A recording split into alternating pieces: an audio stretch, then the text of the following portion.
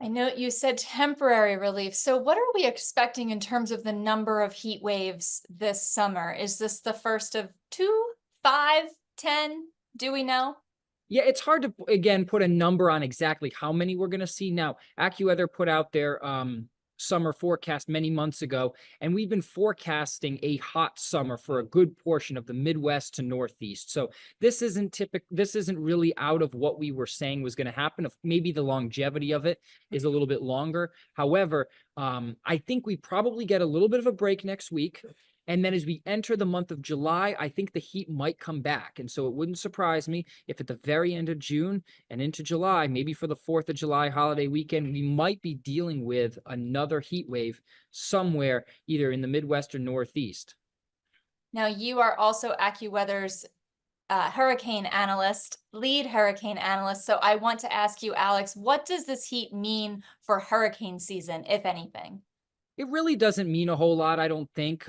It can, of course, increase the water temperatures, so that's what we're going to be watching for, especially further north. That could end up playing a big role later on in the season if we can kind of warm those temperatures further north, up much higher than average. That could potentially allow a tropical system to survive further north in the Atlantic Ocean than it otherwise would. So that could have implications for places like the Carolinas and maybe even up into New England later in the season if we can get those water temperatures warmer. But other than that, it really, I don't think, plays a significant role.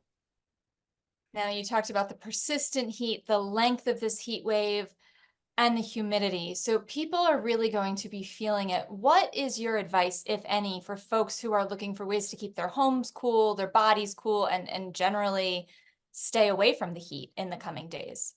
Yeah, if you have to do any kind of work outside, whether it be any kind of projects, sporting events, anything like that, if you can try to limit them to the morning hours or the late afternoon hours, that would be best.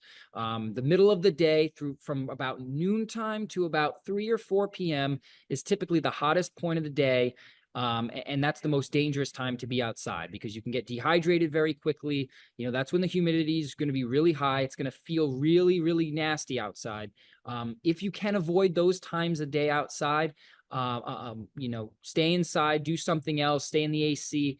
However, if you do have to be outside during those peak heating hours of the day, just make sure you drink plenty of fluids, plenty of water, stay hydrated. That's the biggest thing. We don't want anyone having heat stroke, heat exhaustion. Listen to your body. If you're starting to get a headache, if you're starting to cramp up, just listen to your body. Your body's telling you something.